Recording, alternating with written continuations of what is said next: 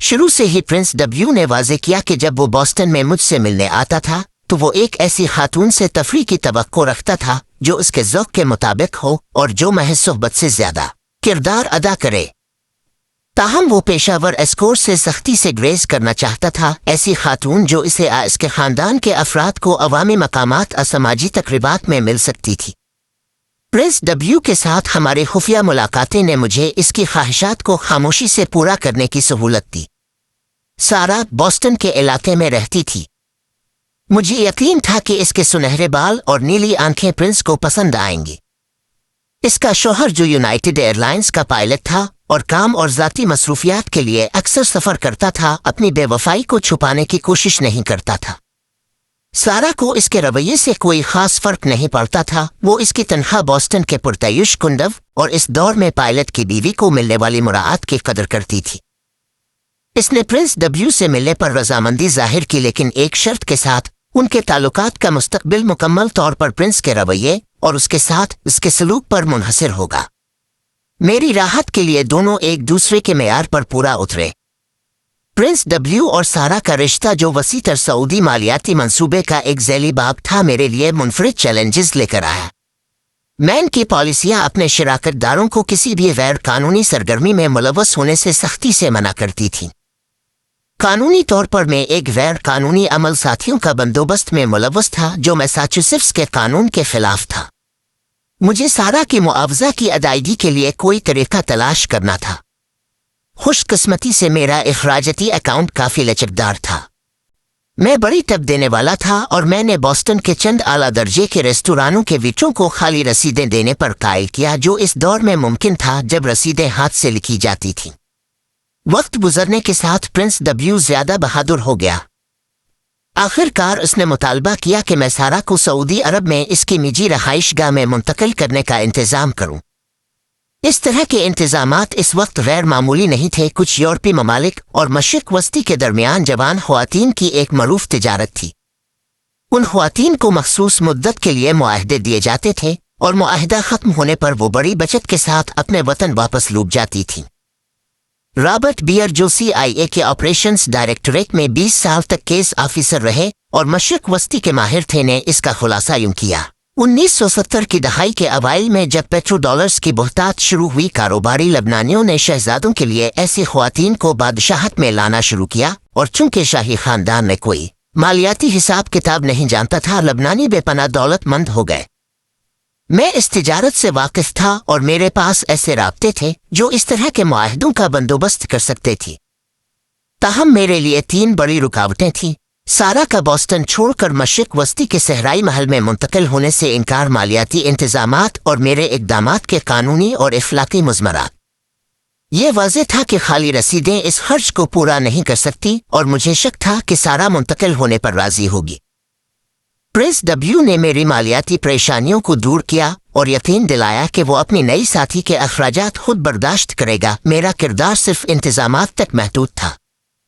اس نے مزید راحت دی جب اس نے بتایا کہ سعودی عرب میں سارا کو وہی خاتون ہونے کی ضرورت نہیں جو امریکہ میں اس کے ساتھ تھی۔ میں نے لندن اور ایمسٹرڈیم میں لبنانی رابطوں والے کئی دوستوں سے رابطہ کیا اور چند ہفتوں کے اندر ایک متبادل سارا نے معاہدے پر دستخط کر دیے۔ یورپ میں ثالثوں کے ذریعے معاہدہ کر کے میں نے قانونی خطرات کو کم کیا۔ اپنے ضمیر کو مطمئن کرنے کے لیے میں نے خود کو تسلی دی کہ تمام فریق بالغ ہیں اور اپنے فیصلے خود کر رہے ہیں۔ میں کون تھا کہ فیصلہ کروں؟ پرنس ڈبلیو ایک پیچیدہ شخصیت تھا۔ سارا نے اس کی جسمانی خواہش پوری کی اور اس سلسلے میں اس کی مدد کرنے کی میری صلاحیت نے اس کا اعتماد حاصل کیا۔ تاہم اس نے اسے یہ یقین دلانے کے لیے کافی نہیں تھا کہ سما ایک ایسی حکمت عملی ہے جسے وہ اپنے ملک کے لیے تجویز کرنا چاہے گا۔ اسے قائل کرنے کے لیے مجھے بہت محنت کرنی پڑی۔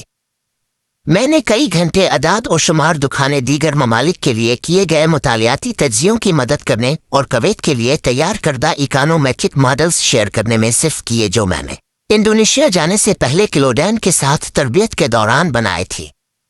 آخر کار وہ راضی ہو گیا۔ مجھے اپنے ساتھی EHM، اقتصادی ہٹ مین اور دیگر کلیدی سعودی شخصیات کے درمیان ہونے والے تعاملات کی تفصیلات کا علم نہیں ہے۔ میں صرف اتنا جانتا ہوں کہ شاہی خاندان نے بالآخر پورے پیکیج کی منظوری دی۔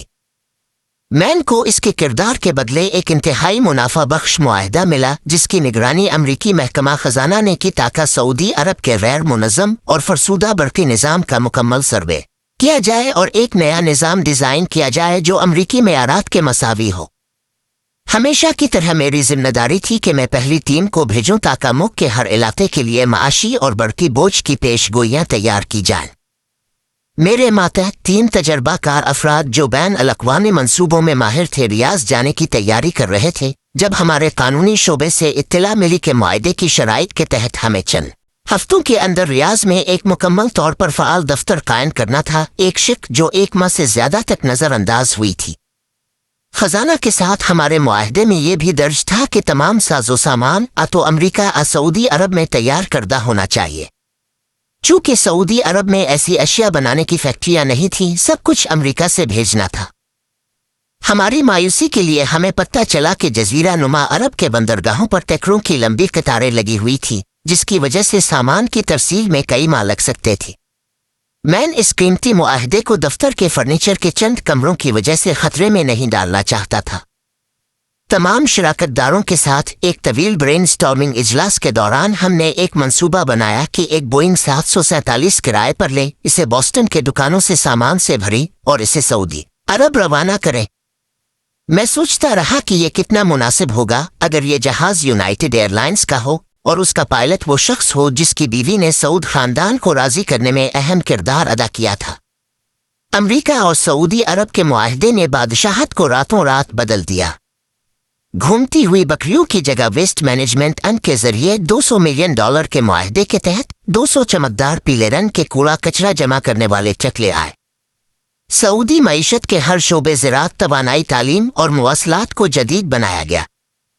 جیسا کہ تھامس لپمین نے 2004 میں نوٹ کیا، امریکیوں نے بدویوں کے خیموں اور کسانوں کے مٹی کے گھروں کے ایک ویران منظر کو اپنی ہی تصویر میں تبدیل کر دیا، جس میں سٹاربکس کی دکانیں اور نئی عوامی عمارتوں میں وہیل چیئر کے قابل رسائی ریمپ شامل ہیں۔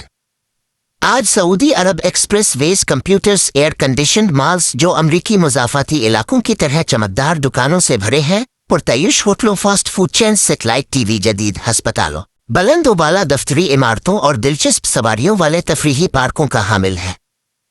1974 کے منصوبوں نے تیل سے مالا مال ممالک کے ساتھ مستقبل کے مذاکرات کے لیے ایک معیار قائم کیا جو ایران میں کرمٹ روزویلٹ کے قائم کردہ بنیاد پر بنایا گیا تھا۔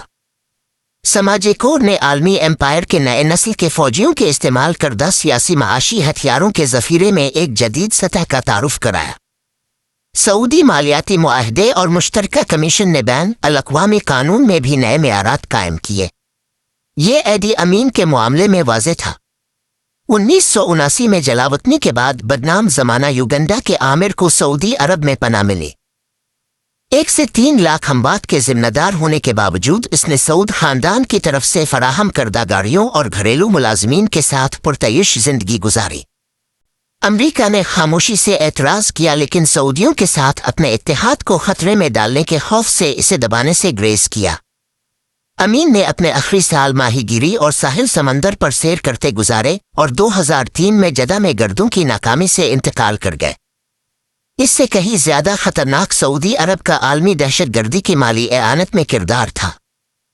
1980 کی دہائی میں امریکہ نے کھلے عام سعود خاندان کو سوویت یونین کے خلاف افغانستان میں اسامہ بن لادن کے مجاہدین کی مالی اعانت کی ترغیب دی، جس میں ریاض اور واشنگٹن نے مل کر تقریباً $3.5 ارب دیے، لیکن ان کی شمولیت اس سے کہیں آگے تھی۔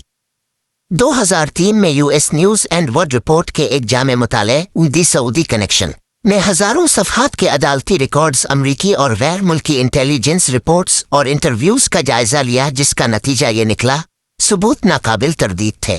سعودی عرب امریکہ کا دیرینہ اتحادی اور دنیا کا سب سے بڑا تیل پیدا کرنے والا ملک ایک سینئر خزانہ عہدیدار کے مطابق دہشت گردی کی مالی اعانت کا مرکز بن گیا تھا۔ 1980 کی دہائی کے آخر سے ایرانی انقلاب اور سوویت افغان جنگ کے دوہرے صدموں کے بعد سعودی عرب کی نیم سرکاری خیراتی تنظیمیں تیزی سے بڑھتی ہوئی جہادی تحریک کے لیے فنڈز کا بنیادی ذریعہ بن گئیں، جو تقریباً 20 ممالک میں نیم فوجی تربیتی کیمپ چلانے، ہتھیاروں کی خریداری اور نئے اراکین کی بھرتی کے لیے استعمال ہوئیں۔ सऊदी फयाजी ने कुछ अमरीकी ओहदेदारों को आंखें बंद करने की तरगीब दी जिनमें अरबों डॉलर के मुआहदों और ग्रांट्स साबिक ओहदेदारों बशमूल सफीरों और CIA स्टेशन चीफ्स को मिले। गिरफ्तार शुदा बातचीत से पता चला कि शाही खानदान के अरकान न सिर्फ अलकायदा बल्कि दीगर दहशतगर्द ग्रोहों की हिमायत कर रहे थी। 9/11 के हमलों के बाद वाशिंगटन और रियाद के दरमियान खुफिया ताल्लुकात के मजीद सबूत सामने आए। अक्टूबर 2003 में वेंटी फेयर के सेविंग दी सऊद्स में ऐसी मालूमात जाहिर की जो पहले अवाम के सामने नहीं आई थी। बुश खानदान, सऊद खानदान और बिन लादेन खानदान के दरमियान ताल्लुकात की कहानी मेरे लिए हैरान कुन नहीं थी। मैं जानता था कि ये ताल्लुकात कम अज कम 1974 के सऊदी मालियाती मुआहदे और जॉर्ज H.W. बुश के अक़वाम मुत्तहिदा के सफ़ीर 1971 से 1973 और फिर CIA के डायरेक्टर 1976 से 1977 के अदवार से शुरू हुए थे। जो चीज़ मुझे चौंकाई वो ये थी कि ये सच्चाई बिलाखिर प्रेस तक पहुंच गई। वेंटी फेयर ने रिपोर्ट किया 20 साल से ज्यादा अरसे से बुश खानदान और सऊद खानदान दुनिया के 2 सबसे ताकतवर खानदानों के दरमियान करीबी जाती कारोबारी और सियासी रवाबित रहे। सऊदियों ने हारुकन एनर्जी की हिमायत की जो एक मुश्किल हालात से गुजरने वाली तेल कंपनी थी जिसमें जॉर्ज W. बुश सरमायाकार थे। हाल ही में साबिक सदर जॉर्ज H.W. बुश और उनके देरीना इत्तेहादी साबिक secretary of state James A. Beaker Shivam में कार्लाइल ग्रुप के लिए सऊदी फंड रेजिंग तकरीबात में शिरकत की जो कि दुनिया की सबसे बड़ी निजी इक्विटी फर्म है और जिसके सरमायाकारों में मुबैना तौर पर दहशतगर्दी की हिमायत करने वाले ग्रोहों से ताल्लुक़ रखने वाला एक सऊदी शामिल है। 9/11 के चंद दिन बाद दौलतमंद सऊदी बशमूल बिन लादेन खानदान के अरकान को निजी जीतस पर खामोशी से अमेरिका से बाहर ले जाया गया बगैर किसी पूछ-गुछ के। क्या बुश सऊदी ताल्लुकात ने इसे मुमकिन बनाया?